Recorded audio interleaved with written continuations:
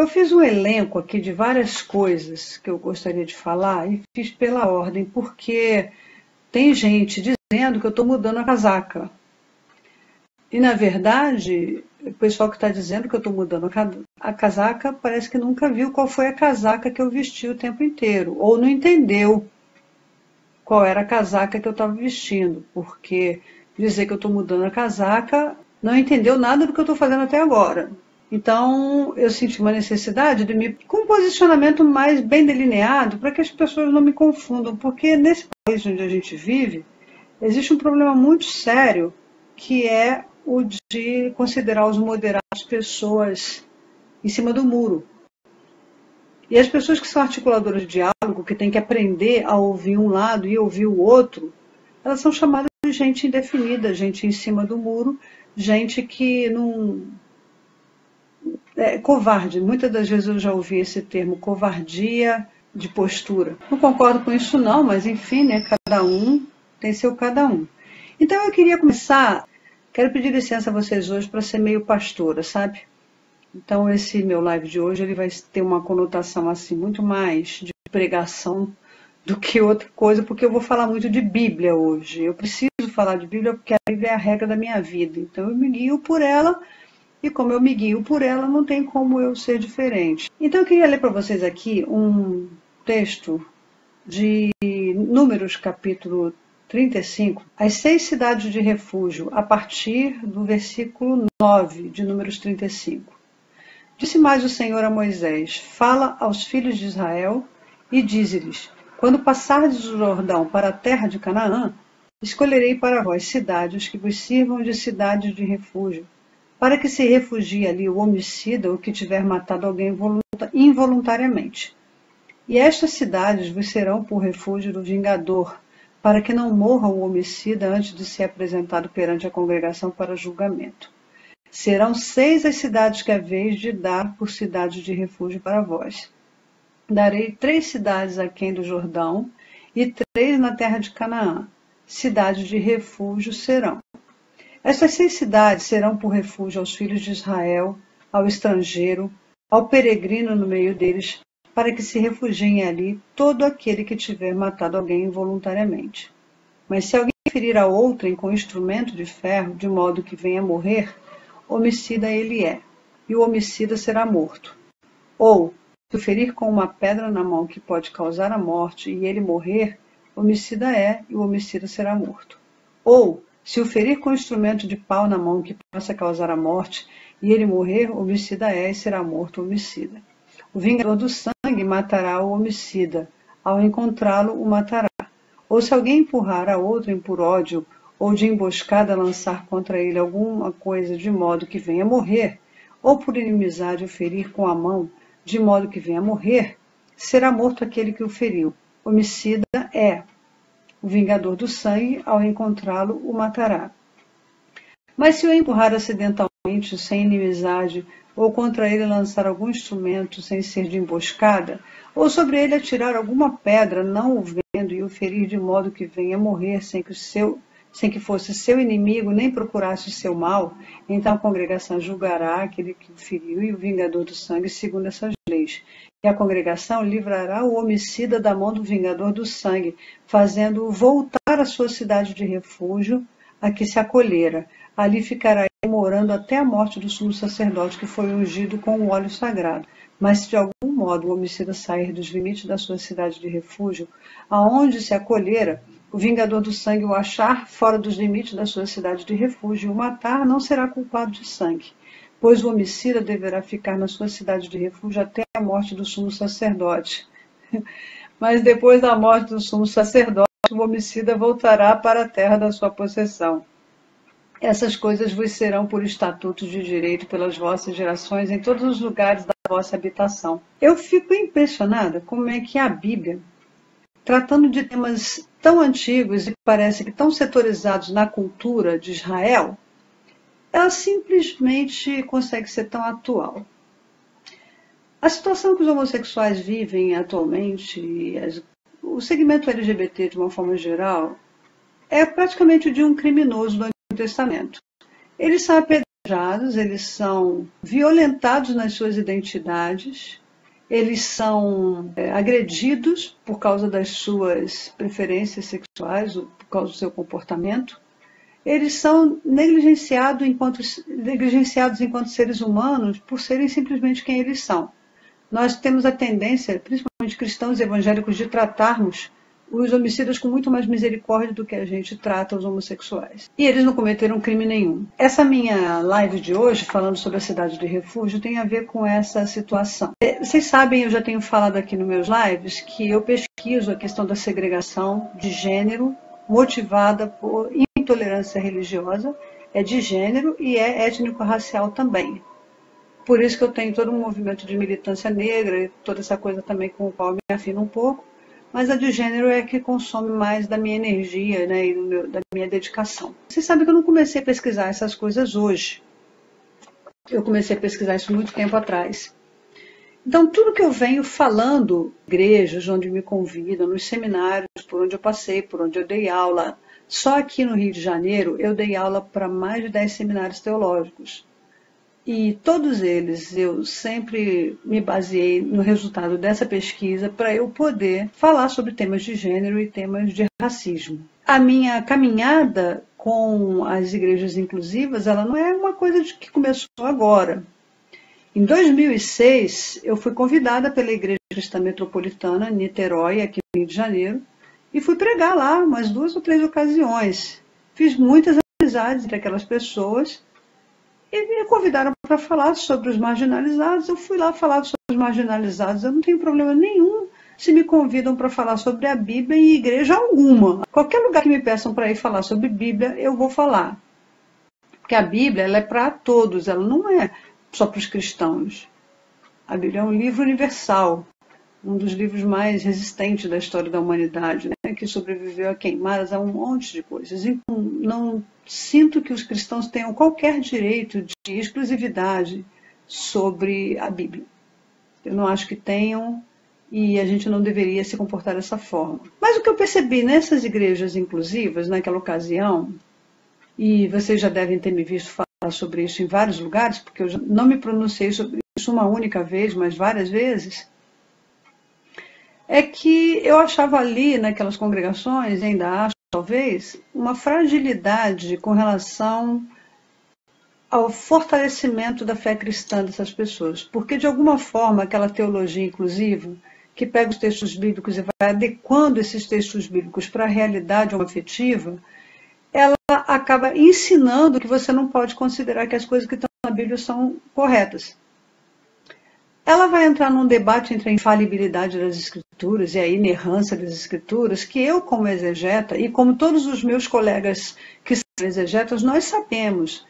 A Bíblia não é inerrante, ela é infalível. Há muitos erros na Bíblia. Há muitos erros na Bíblia mesmo, vocês não têm noção. Eu que estudo a Bíblia dentro da língua original, e os meus colegas todos que são doutores na área bíblica também, todos eles sabem que nós encontramos muitos erros no texto bíblico. Chega a ser umas coisas assim, tão grotescas que a gente às vezes não tem nem como resolver. E que, na verdade, toda tradução é um processo de traição. Porque o tradutor ele tem que escolher aquilo que faz sentido na língua para onde ele está traduzindo. E muitas vezes esse sentido lá, ele trai o sentido original no qual o texto foi escrito. São os tradutores, são traidores do texto, porque eles só podem fazer uma única opção de palavra para traduzir uma expressão, e muitas das vezes na nossa língua não tem essa expressão corretamente como ela estava lá na língua original e como ela realmente queria transmitir uma ideia naquela língua original. Então, a gente que é exegeta sabe que o processo de tradução do texto bíblico é sempre de escolhas, certo? São escolhas que o tradutor tem que fazer. Ele tem diante de si um elenco de palavras, ele vai escolher aquela que ele adequa melhor ao ambiente para onde ele está traduzindo. Sendo que a tradição religiosa de onde ele vem praticamente orienta essa melhor escolha que ele faz. Então, toda a tradução também ela é, por si só, um pouco tendenciosa, até a minha. Então, a gente não pode confiar no texto bíblico em português para poder resolver essas questões, porque o texto ele tem essa... A gente confia na mensagem geral da Escritura, mas a gente sabe que tem muitos erros. O que ocorre é que a Bíblia não falha, apesar desses textos. Então, a verdade que está contida na Bíblia, ela é infalível, independente dos textos. A Bíblia, é sempre que eu falo, a palavra de Deus é muito mais do que o texto que está escrito no livro. A palavra de Deus é essa materialização dessa verdade que está ali, que faz sentido na minha vida, que ganha vida na minha vida. A Bíblia só se torna a palavra de Deus quando ela faz efeito na minha vivência. Você fica se apegando à letra ao invés de se apegar ao espírito da letra. E é quando a gente se apega à letra das Escrituras é que surge essa confusão e essa intolerância que a gente percebe aí. As pessoas querem interpretar literalmente coisas que nem sempre dá para interpretar literalmente. Muitas coisas na Bíblia não dá para interpretar literalmente. O livro do Apocalipse, por exemplo, com todas as metáforas que ele usa, é um livro quase que impossível de fazer interpretação literal. Você tem que estudar bastante de semiótica, bastante de alegoria, bastante de metáforas, para você conseguir entender um bocado do Apocalipse. Por isso a Bíblia não é um livro fácil de ser interpretado, e a gente tem que respeitar essa complexidade que é a interpretação do texto bíblico. Não dá para pegar como se fosse um livro do Paulo Coelho e ler lá linearmente aquilo mesmo. O livro do Paulo Coelho foi escrito na língua portuguesa, na nossa língua, não passou por tradução, então a gente compreende o ambiente, o contexto cultural no qual ele escreveu as coisas que escreveu, e a gente lê lá, concorda, discorda, simples assim. Com a Bíblia não dá para ser tão simples assim. O processo de formação da Bíblia é muito complexo para a gente ser tão simplista na forma de interpretá-la. Essa igreja que eu fui em Niterói já era uma igreja inclusiva, né? A igreja cristã metropolitana, que foi uma das mais antigas aqui no Brasil. Ela tinha uma sede nos Estados Unidos. Ela não existe mais lá em Niterói, ela existe parece que em outras partes do Rio de Janeiro. Mas, de fato, o que estava acontecendo ali é que essa fragilidade de acompanhamento bíblico, de estudo bíblico, eram só as mensagens, a liturgia, mas não tinha estudo bíblico aprofundado, sempre me deixou muito pouco à vontade para os meus amigos gays, que são cristãos, que são gays e que precisam de um lugar para eles serem alimentados pela palavra e serem aceitos como eles são. Eu não tinha nenhum conforto de indicar essas igrejas para eles. O que eu me limitava a fazer era indicar para os meus amigos gays igrejas que eu sabia que a liderança era um pouco mais receptiva. Eu sempre achei, vocês já me viram falar aqui nesses lives, que eu acho que não existe nenhum problema em uma pessoa ser gay, ser homoafetiva e mesmo assim ser discípulo de Cristo. Por que eu falo isso? Com muita convicção. Vocês já me viram falar isso aqui várias vezes. Não foi porque eu fui esse fim de semana lá. O eunuco que estava indo a caminho da Etiópia, o que acontece em Atos com esse eunuco é uma coisa extraordinária. O Filipe está lá num canto do país, o Espírito Santo arrebata o Filipe, leva ele lá para encontrar com esse eunuco num caminho que estava indo para o sul, estava indo para a África. E esse cara está lendo a Bíblia, não entende. O Filipe pergunta se ele está entendendo o que ele lê, ele diz que não, como é que ele vai entender se ninguém explicar. Filipe senta com ele na carruagem e começa a explicar. Uma longa viagem. Filipe foi de carona com o eunuco durante um trecho, até que eles chegaram a um lugar onde havia água, e o eunuco perguntou assim: eis aqui a água, o que impede que eu seja batizado? E sabe o que o Filipe falou? Nada. Só precisa saber se você crê. Ele disse que eu creio, e ele foi batizado na última hora ali, assim, de repente, não teve nem ordenação pastoral, não teve cerimônia, não deu tempo de chamar para o culto. O eunuco foi batizado por Filipe, ali naquele caminho para a África, do jeito que ele estava. E sabe o que diz o texto depois? Que o eunuco seguiu o seu caminho e Filipe foi arrebatado de volta para outro lugar lá no norte, onde quer que ele estivesse. O Espírito Santo não fez com que Filipe acompanhasse o eunuco para monitorar a vida do eunuco, para saber se o eunuco ia deixar de ser eunuco, ou se o eunuco ia parar de ter uma vida sexual ativa, porque depois da conversão dele. Gente, é um erro muito grande a gente pensar que os eunucos da antiguidade, eles eram castrados, eles não eram celibatários, eles eram somente castrados, eles não podiam produzir testosterona mais, eles não podiam produzir filhos, mas eles tinham vida sexual ativa.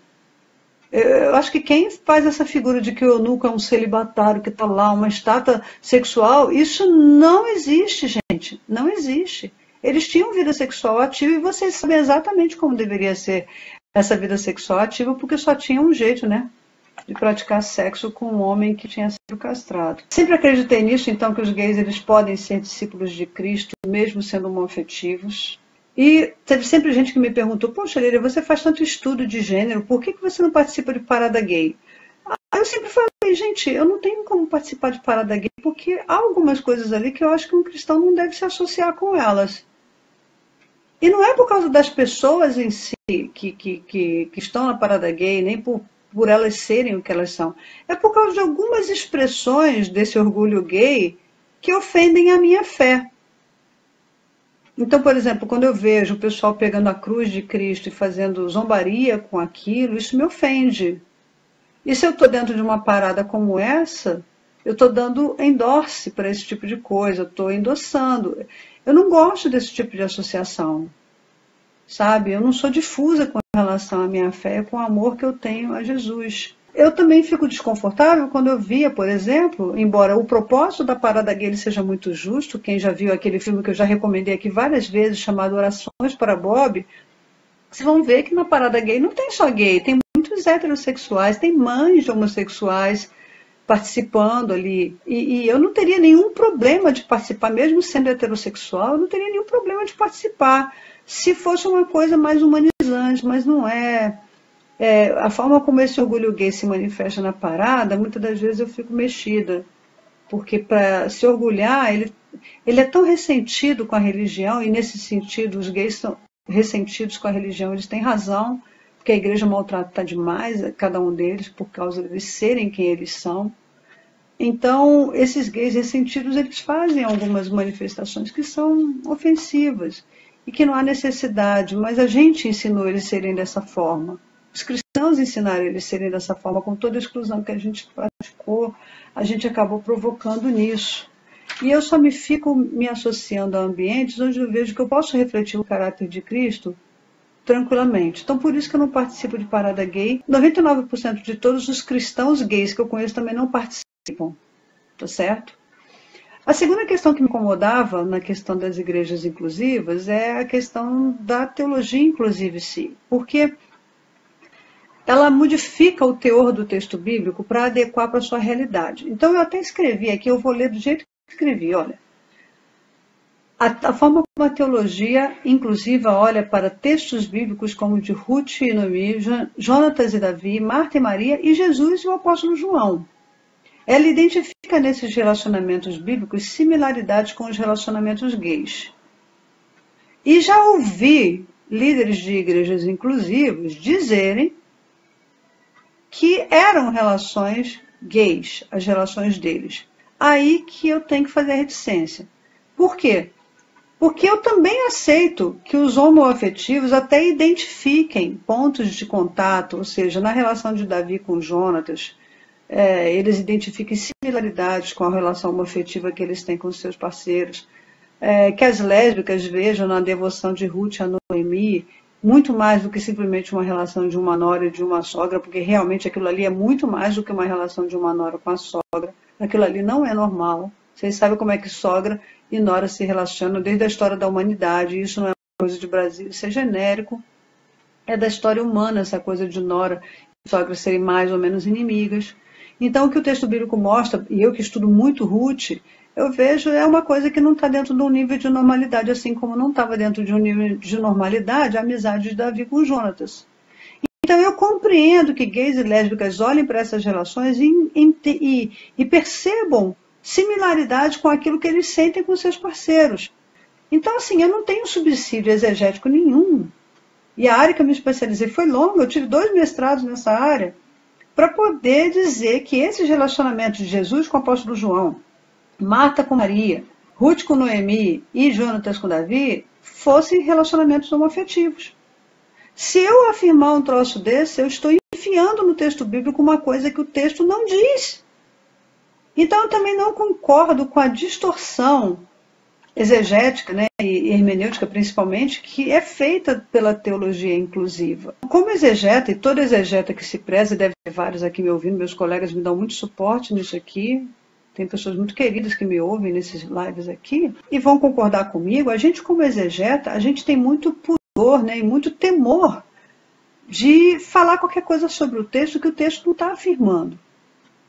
Porque a gente sabe que existe uma lacuna de reserva de sentido, que é a distância entre o momento que o texto foi escrito e os seus testemunhas, suas testemunhas, e o momento que eu estou lendo esse texto, eu não tenho testemunha ocular daquilo que foi falado na época para entender o que o autor do texto, ou a pessoa que o proferiu, o que está escrito no texto, estava querendo dizer.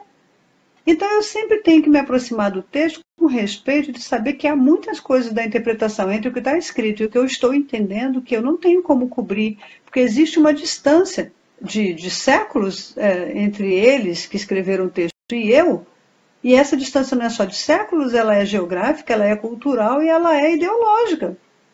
Não tem como eu hoje apreender 100% de tudo que está no texto bíblico conforme ele está escrito, porque tem distância entre o que o texto está dizendo e o que eu estou entendendo. Então a gente sabe, como exegeta, que a gente tem que ficar aberto à reserva de sentido e considerar, não, é possível que... Mas a gente também tem o respeito suficiente no texto bíblico de afirmar. O texto não está dando material para eu afirmar certas coisas. Então, a leitura desviante que é feita do texto bíblico é uma leitura que me incomoda, porque ela tem muita afirmação sobre o texto bíblico que não está escrito no texto. Então, eu, como exegeta, tenho um desconforto com a leitura queer que é feita do texto bíblico, queer, né? Nessas horas, quando eu tenho dúvidas sobre isso, eu não fico nem com os cristãos, sabia? Eu vou para os rabinos. Eu tenho um rabino gay lá em Nova York, chamado Steven Greenberg, que os textos dele, para mim, são as referências disso. E tem uma rabina lésbica lá, acho que na costa oeste, se eu não me engano, já esqueci a universidade onde ela está trabalhando atualmente, chamada Rebecca Alpert. E a Rebecca escreveu um livro chamado Como Pão no Prato Sagrado. E ela fala de relações das judias lésbicas, como é que isso é tratado.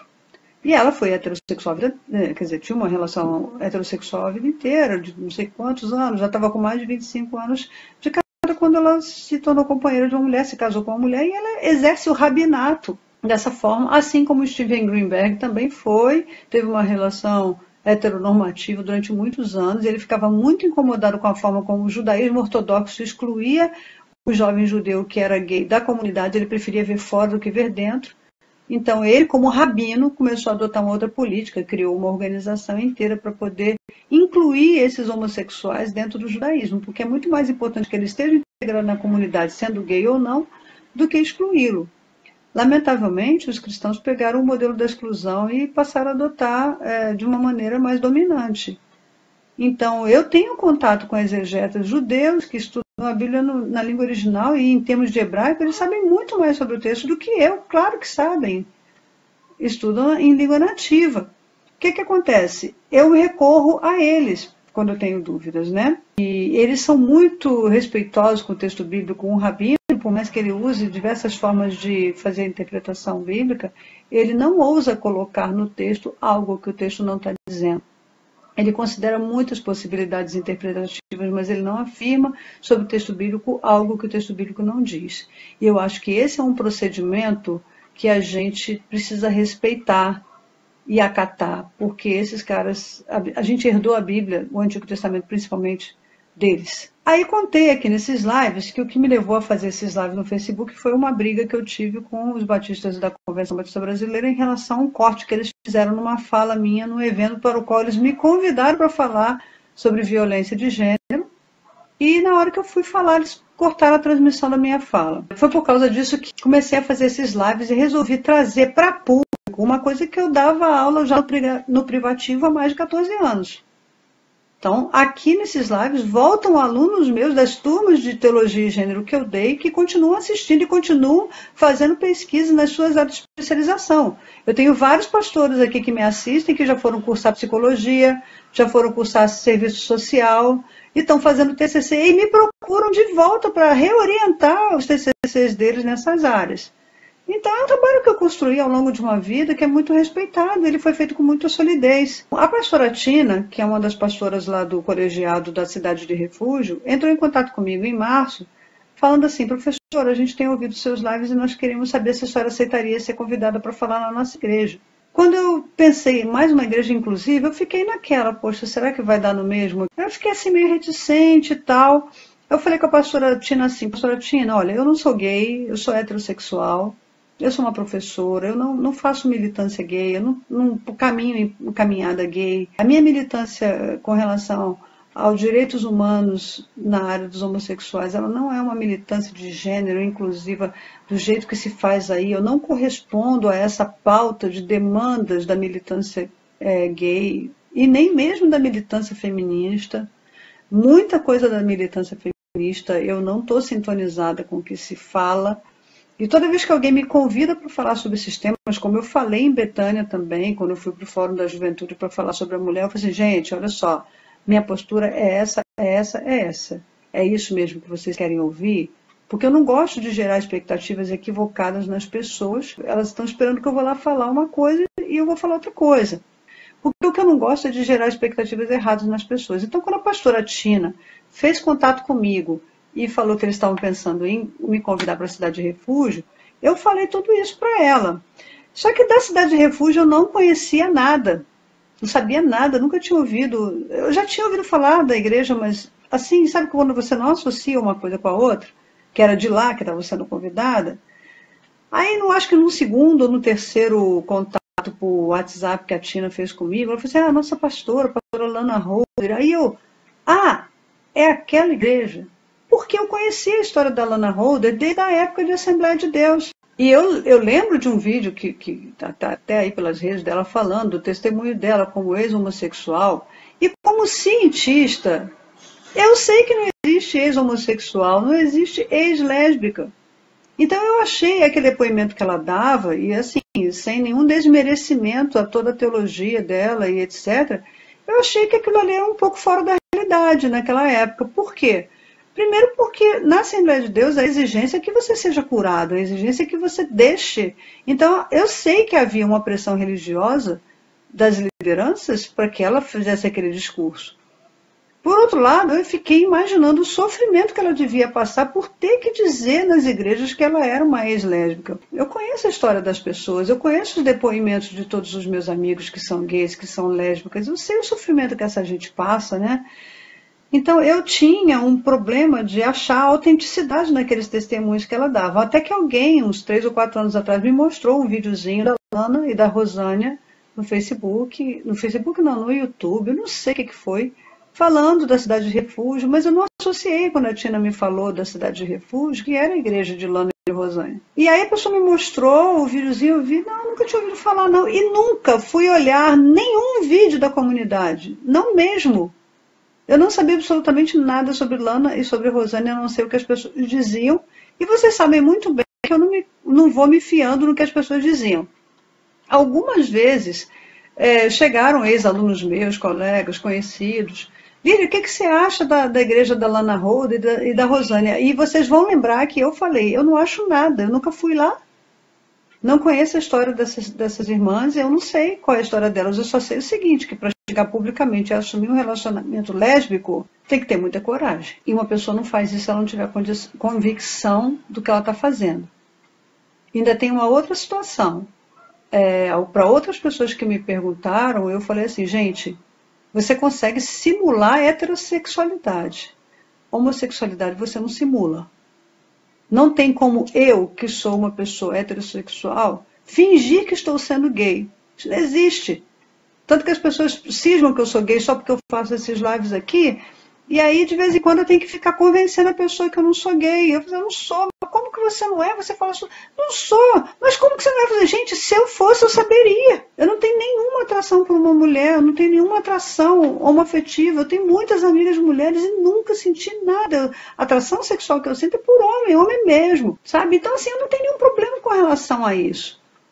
Se uma pessoa sente uma atração sexual para uma pessoa do mesmo sexo, eu não vou ficar pichando ela, batendo nela por causa disso. Eu não vou pegar o texto do Levítico para surrar essa pessoa, porque a minha opinião sobre o que eu acho dela é muito pouco relevante dentro do reino de Deus.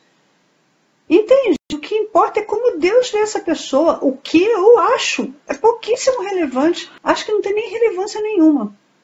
Então, quando o pessoal me perguntava sobre Lana Holder e sobre Rosânia, vocês sabem disso, eu nunca pichei, eu nunca falei mal, eu falei, gente, eu não tenho como dar uma opinião de uma coisa que eu não conheço. Alguém uma vez me mandou também um outro videozinho no YouTube de uma igreja dessas aí, eu só sei que tinha uma drag queen, vestida como drag queen, ministrando a palavra. E me perguntaram, Lília, o que você acha disso?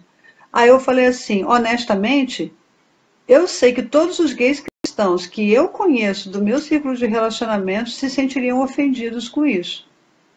De ter uma drag queen lá na frente, no púlpito, vestida de drag queen, até porque drag queen é uma vestimenta para espetáculo, para show, para fazer uma profissão teatral. Porque no ambiente religioso, a verdadeira religião deveria ser aquela que nos religa com Deus por meio da nossa autenticidade.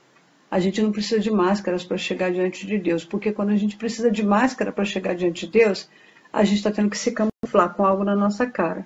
Então, drag queen é um papel artístico que uma pessoa desempenha. E uma pessoa não chega diante de Deus desempenhando um papel artístico. Ela chega nua diante de Deus. Ela chega despida de todas as suas máscaras, de todas as suas fantasias. Ela chega como ela mesma. Porque é nisso que se constitui a verdadeira adoração. Aqueles que buscam e adoram a Deus de todo o coração. O que não impede que uma pessoa esteja num ambiente de espetáculo queer e fazendo um papel de drag queen lá, e ela, vestida de drag queen, faça uma oração nos bastidores, sei lá, na onde Deus atenda. Tá entendendo, gente? Deus não se encaixa na nossa caixinha, não. E essa minha ida à cidade de refúgio, ela foi a comprovação de tudo isso que eu estou falando para vocês. Falei com a pastora Tina assim, Tina, eu não sei se aquilo que vocês estão esperando é o que eu posso oferecer, mas seria muito interessante se eu tivesse oportunidade de conversar com as pastoras primeiro, para eu explicar meu ponto de vista, meus posicionamentos. E a pastora Tina falou assim, não, professora Lília, fica à vontade, porque o que nós temos admirado na sua fala é justamente a forma como você ensina biblicamente sobre o seu assunto, e é isso que nós estamos querendo na cidade de refúgio, porque nós precisamos, nosso povo está sedento de ensino bíblico consistente, e você tem isso para oferecer para a gente, de uma forma que faça com que todo o processo de transformação que nós temos experimentado na nossa vida não seja negado. Nós temos sido curados por Deus sobre a nossa questão homoafetiva, e muitas das vezes a cura se reflete na união homoafetiva com uma outra pessoa. Deus tem nos curado por meio do amor, e eu sei que a senhora compreenderia isso. E aí eu falei assim, tá certo, então vamos conversar com a pastora Lana. Pois é, então eu já disse aqui para vocês várias vezes, e agora eu vou dizer com as letras que eu disse naquela ocasião. Eu não acho justo que os cristãos imponham àqueles que não conseguem viver sem a homoafetividade a condenação porque eles são assim. Eu já falei para vocês que cada caso de homossexualidade é um caso diferente, cada caso de lesbianismo é um lesbianismo diferente, cada pessoa é uma pessoa e Deus trata individualmente. Há pessoas que conseguem viver no celibato, como eu estou vivendo no celibato dentro de uma heteronormatividade. Mas para eu poder tomar essa decisão de celibato minha, eu tive que ter uma caminhada, gente, eu já estava com mais de 45 anos quando esse negócio aconteceu. Olha a minha trajetória de fé e de amadurecimento cristão que eu tive que ter até chegar lá. Eu não posso exigir que um rapaz de 20 anos, 21 anos, que está na explosão hormonal, tome a decisão que eu tomei só quando eu tinha 45. Eu não tenho condição de ser sobre-humano. As pessoas não têm condição de cumprir os rigores de exigência que eu vivo agora com 50 anos de idade, com 52 anos de idade. Isso não existe, gente. Cada pessoa é uma pessoa e Deus considera isso e Ele sabe, a Bíblia diz que Ele conhece a nossa estrutura e Ele sabe que nós somos pó. Há pessoas que terão condições de largar a homoafetividade e viver celibatárias, há outras que não terão condições. E sabe o que eu sinto nessas horas? Eu sinto que Deus faz com elas aquilo que Ele fez comigo quando eu me divorciei. A vontade de Deus não é que as famílias estejam unidas, que a mulher seja casada, o homem também. A Bíblia não fala aquilo que Deus ajuntou, não separe o homem. Pois é, eu me casei com um cristão e tive que me separar. Depois de 11 anos de casado, tive que me separar, porque não tinha condições, eu não era feliz. E a minha oração naquele momento de separação foi assim, Deus, eu preciso ter sanidade mental para cuidar dos meus filhos. E nesse relacionamento destrutivo, eu não tenho condição nenhuma de cuidar dos meus filhos. Eu preciso sair desse relacionamento. Você sabe o que Deus, na sua misericórdia, na sua graça, fez comigo? Como eu já falei desse testemunho em muitas igrejas, ele não falou, tá bom, Lília, separa. Filha, eu abençoo a decisão que você tomar. E eu tomei a decisão e fui abençoada por dia, todos os dias da minha vida, desde que tomei essa decisão, como eu era abençoada antes. Deus sabe qual foi a minha estrutura no momento que eu solicitei a autorização dele para me separar. Eu creio que com os homoafetivos também é isso, Deus autoriza. Porque Deus não quer que ninguém viva sem amor. Viver sem amor é viver sem Deus. E se a sexualidade humana é um impedimento para que uma pessoa seja amada, isso é coisa do diabo. Então eu não acredito que a igreja tenha o direito de impor sobre essas pessoas a única expressão de amor, afetividade que elas possuem. Então eu respeito. Eu não sou uma afetiva, eu não sei o que é essa decisão para um homoafetivo. Então eu não posso impor para as pessoas uma coisa da minha estrutura, gente. Porque Deus conhece a estrutura de cada um. Eu não quero definir minhas relações com as pessoas com base naquilo que elas fazem com o ânus dela. Não quero. Não vou definir minha amizade, o meu amor pelas pessoas com base naquilo que elas fazem com o lugar onde o sol sequer bate. Não é meu direito. Acho que Deus não me abençoaria se eu ficasse definindo minhas relações com as pessoas com base numa coisa que é tão privativa, é tão do íntimo da pessoa.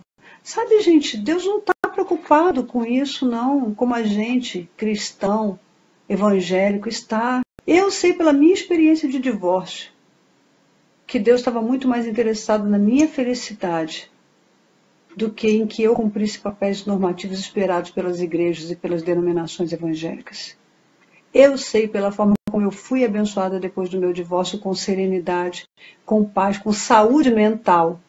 A gente tem um exemplo aqui que um ex-aluno meu contou, de uma escola, que o garoto era uma trans, né? E ele, por causa do jeito efeminado dele demais, ele recebia chacota, bullying dos colegas o tempo inteiro. A criança era muito desajustada.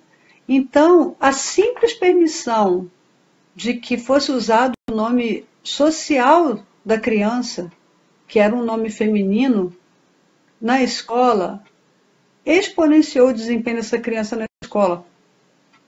Quem falou isso para mim foi o André.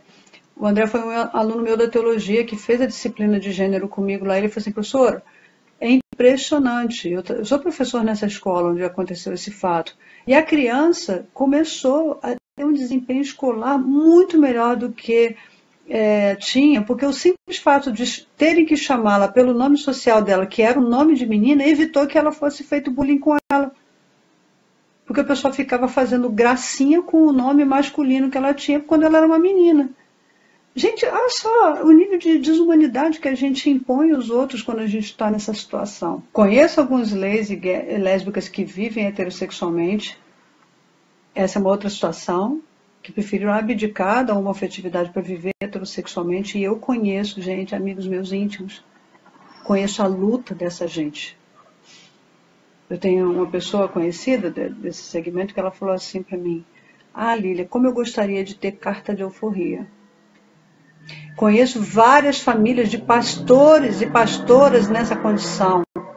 A pessoa vive heteronormativamente para atender à exigência da sua liderança pastoral e daquilo que a igreja espera delas. E são infelizes. Esse termo, carta de alforria, é muito sério.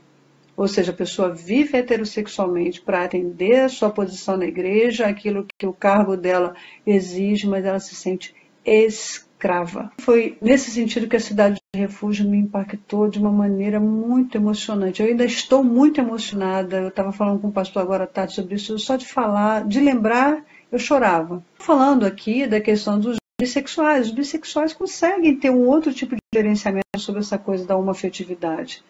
Os gays e lésbicas autênticos não conseguem. Os trans, então, meu pai, gente, o mundo de transexual é de um sofrimento que até para gays e para lésbicas é muito difícil imaginar o que uma trans faz. Vocês não têm noção do quanto isso desarranja a pessoa por dentro. Então, estou ressaltando que sempre achei que Deus amou as pessoas como elas são. Nunca esteve preocupado com o que elas fazem na cama, como os cristãos parecem estar preocupados. A Bíblia diz que Ele conhece nossa natureza, Ele sabe que nós somos pó. E aí eu falei para vocês da minha experiência com o divórcio, do quanto eu experimentei a misericórdia e o amor de Deus, que Ele me autorizou a fazer uma coisa contrária àquilo que a Bíblia ensinava, apenas para me ver feliz. O rabino Newton Bonner, estou eu de novo com os rabinos, né? Ele fala naquele livro A Alma Imoral, que eu já recomendei para vocês aqui várias vezes, sobre esse processo da traição, que muitas vezes fazer o que é correto ou fazer o que é bom nem sempre é fazer o que é correto. O que é correto dentro da nossa normatividade é aquilo que está regido pelas leizinhas de lá. Agora, o que é bom, às vezes é trair o que é correto. Foi exatamente o que aconteceu comigo no meu divórcio. Então, eu entendo os homoafetivos. Porque para eles fazerem algo que seja bom para eles, eles têm que trair a heteronormatividade. Eu entendo eles, porque eu tenho falado repetidas vezes que compreender é muito mais do que entender. Então eu tento me colocar na pele da outra pessoa e compreender o que ela está passando. Eu me lembro que a gente estava conversando e na medida que o papo ia aumentando, eu comecei a perceber, não, eu posso.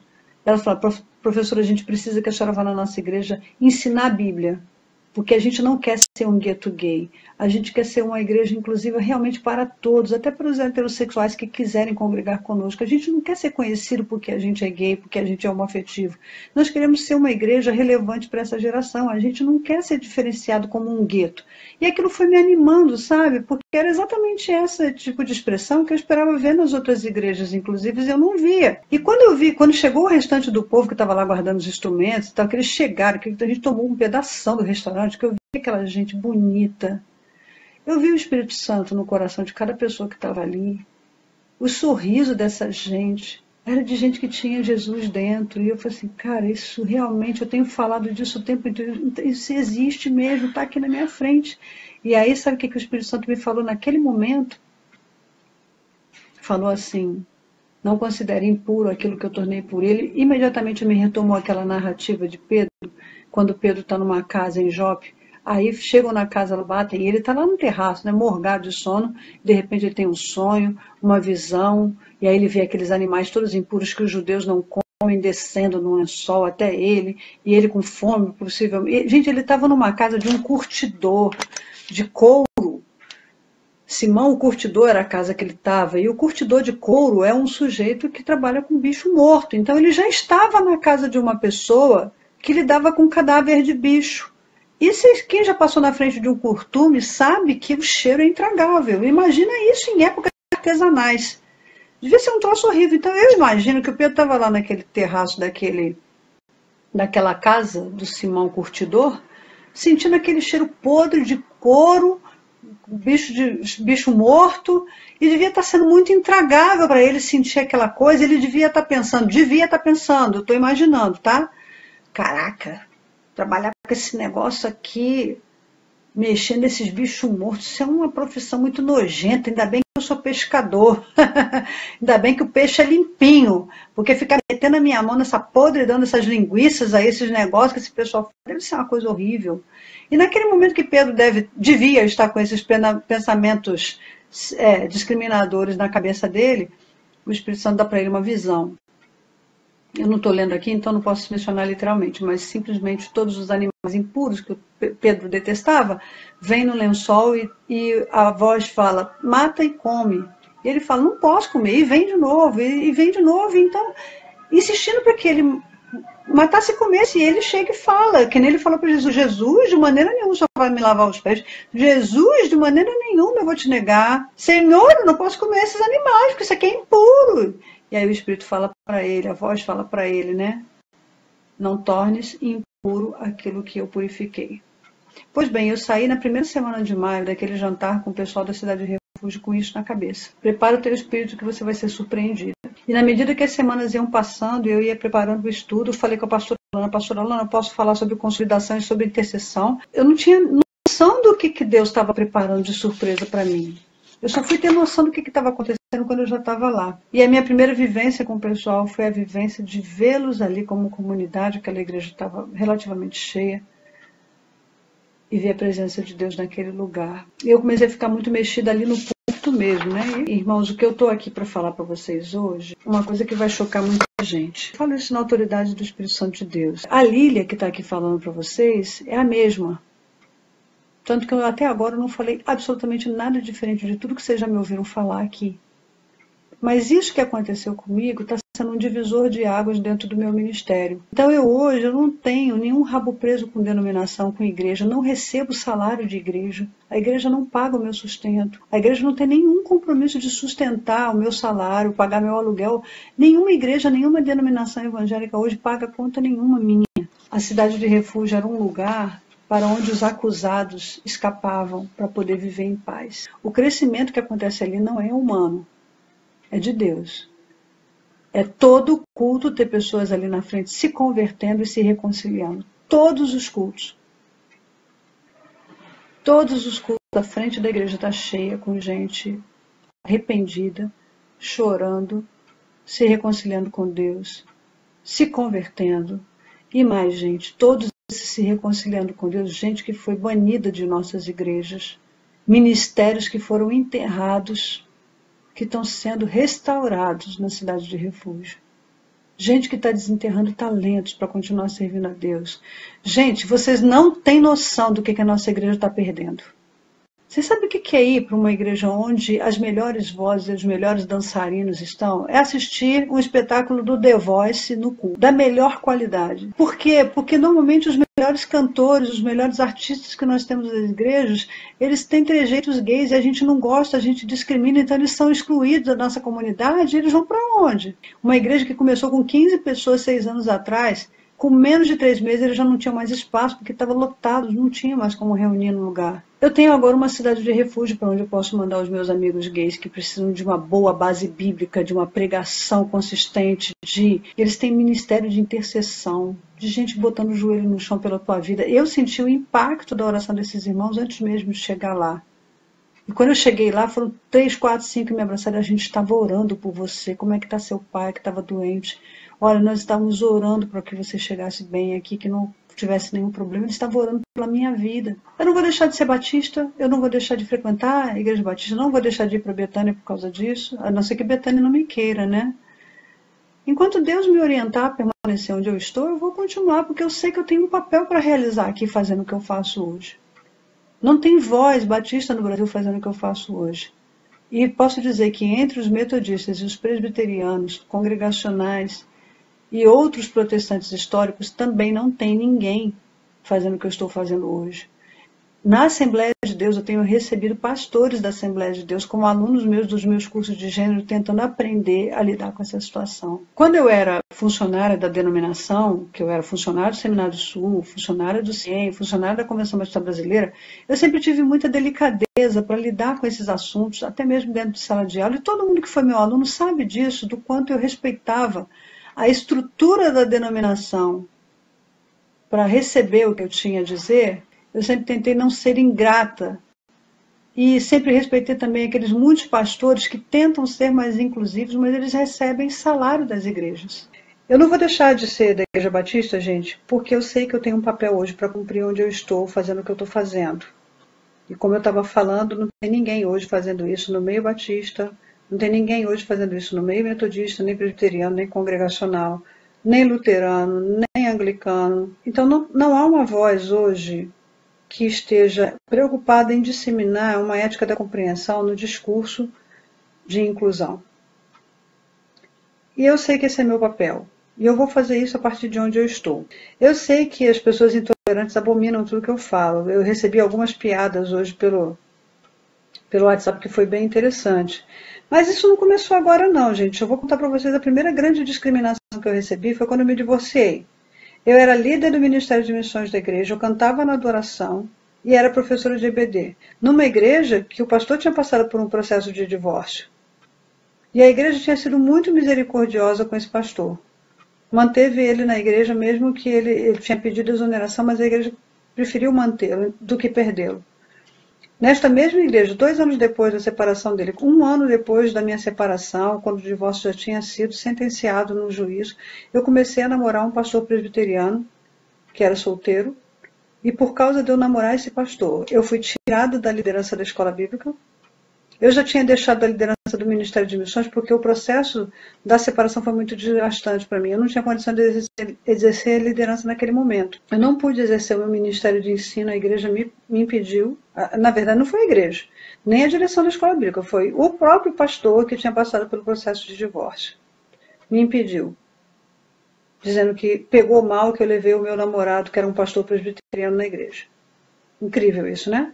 Mas não foi só isso não, eu também fui impedida de cantar na adoração, eu não podia ministrar lá na frente. Eu fiquei 1 ano e meio impedida de exercer meus ministérios por conta do preconceito que a igreja realizou com o meu processo de divórcio. Eu sei o que é passar por isso, eu sei o que é você ter um talento que Deus te deu e você não poder exercer por causa daquilo que a igreja impõe a você.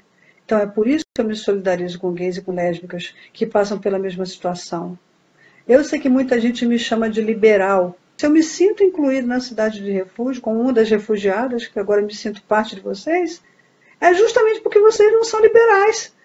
Porque vocês estão buscando a santidade, vocês têm visão missionária, vocês estão preocupados com o discipulado, vocês têm um grupo de intercessão, vocês têm gente cuidando de gente. Vocês têm gente cuidando de gente, acolhendo gente, preocupada com gente, e mais, amando essas pessoas como elas são. Isso para mim é a filosofia do que a igreja tem que existir. O que eu vi, agora vai aqui o meu depoimento, né, de emocionado, além de ter visto vocês tão engajados, Cidade de Refúgio, que hoje está me acompanhando aqui com muita gente, eu vi uma comunidade onde o corpo está liberto. Me emocionou, estou arrepiada aqui de falar disso.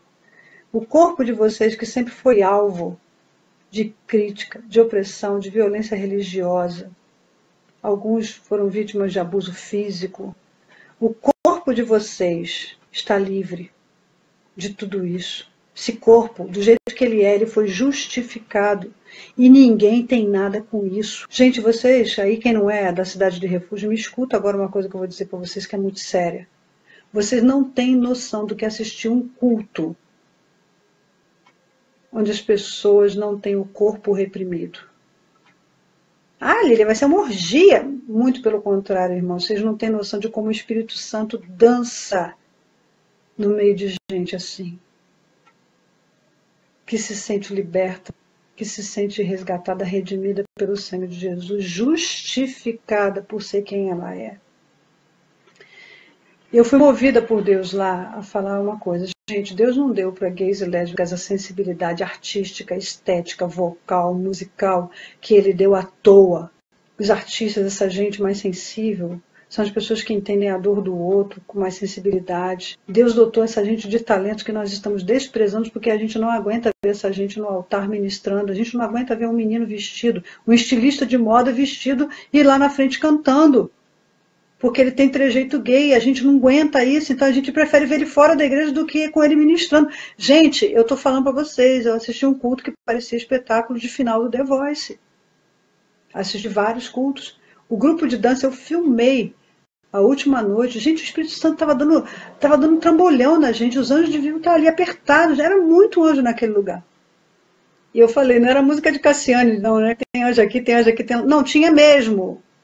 Deus derramou o Espírito Santo no meio dessa gente do mesmo jeito que ele derramou na casa de Cornélio. De forma que o Pedro ficou com aquela cara de idiota falando, verdadeiramente o Senhor não faz acepção de pessoas.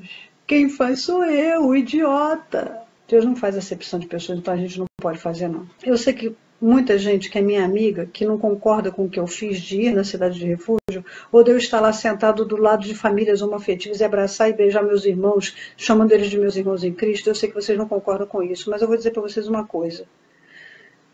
A igreja vai ser julgada pelo juízo sem misericórdia que nós estamos fazendo sobre os nossos irmãos. Preste atenção nisso, estou falando isso com autoridade profética. Nós seremos julgados. A Bíblia diz que o juízo será sem misericórdia para quem não exerceu misericórdia.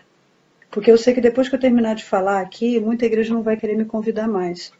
E eu respeito a decisão delas. Eu sei que eu vou perder amigos por causa de eu estar falando o que eu estou falando aqui. Eu não posso deixar de falar daquilo que eu tenho visto e que tenho ouvido. Eu seria muito negligente com o chamado de Deus na minha vida se eu fizesse isso. Porque está escrito, destruirei a sabedoria dos sábios e aniquilarei a sabedoria dos entendidos.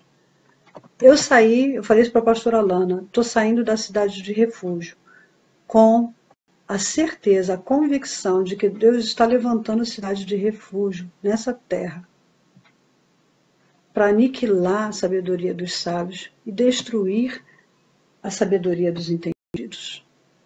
Para mostrar para a gente que a gente não sabe nada. Há 20 anos atrás, quando o meu ministério estava sendo definido, antes de eu ir para o navio Logos 2 da Operação Mobilização, eu vivia perguntando para Deus, Deus, eu sei ensinar, eu sei tocar, eu sei cantar, eu sei fazer tanta coisa, qual é o meu ministério?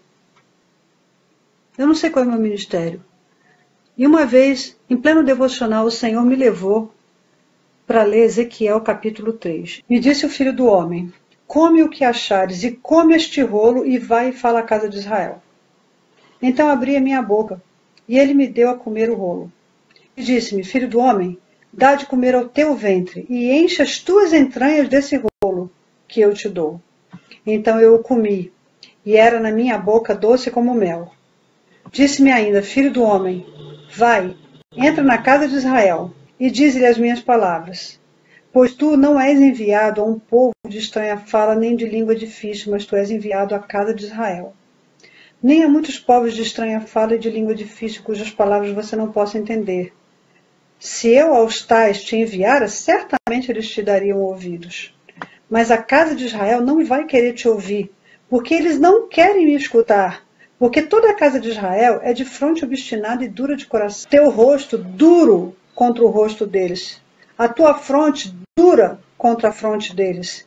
Eu fiz você como esmeril, a tua fronte mais dura do que a pederneira. Não os temas, pois nem te assuste com seus semblantes, ainda que são casa rebelde. Recebe no teu coração todas as minhas palavras que te hei de dizer, e ouve-as com os teus ouvidos, e vai com os que estão no cativeiro, com os filhos do teu povo, e fala para eles. E tu dirás, gente, quem está no cativeiro aqui não são os gays, não, é a igreja. Assim diz o Senhor Deus, quer ouçam, quer deixem de ouvir. Então o Espírito me levantou, ouvi por detrás de mim uma voz grande, um estrondo que dizia, bendita seja a glória do Senhor desde o seu lugar. E eu ouvi o ruído das asas dos seres viventes ao tocarem uma nas outras, e o banido das rodas ao lado deles, e o sonido de um grande estrondo. Então o Espírito me levantou e me levou, e eu me fui amargurado na indignação do meu espírito, e a mão do Senhor era forte sobre mim. Vim ter do cativeiro a Tel Aviv, que morava junto no rio Quebar, e morava onde eles moravam, e por 7 dias sentei-me ali pasmado no meio deles. Essa reação que Ezequiel teve foi a mesmíssima reação que eu tive quando Deus me deu o chamado profético. Aí continua no versículo 16, capítulo 3 de Ezequiel. Ao fim de 7 dias veio a palavra do Senhor a mim dizendo, quer dizer, Deus deu um tempo para o Ezequiel processar o chamado. E ele ficou indignado, eu também fiquei indignada, quando eu falei, putz grila, né, que droga, eu não vou ser uma missionária para pregar para os povos, para trazer as pessoas para Jesus, eu vou ser uma missionária para ficar falando para a gente de igreja, acusando a igreja dos seus pecados, é isso mesmo, Senhor? Eu fiquei pau da vida com esse negócio, não gostei disso não. Aí, ao fim de 7 dias, veio a palavra do Senhor a mim dizendo, filha, eu te dei por atalaia sobre a casa de Israel. Quando ouvires uma palavra da minha boca, você avisá-lo-ás da minha parte. Quando eu disser ao ímpio, certamente morrerás, se não o avisares, nem falares para avisar ao ímpio acerca do seu mau caminho, a fim de salvares a sua vida, aquele ímpio morrerá na sua iniquidade, mas o seu sangue eu vou requerer da tua mão.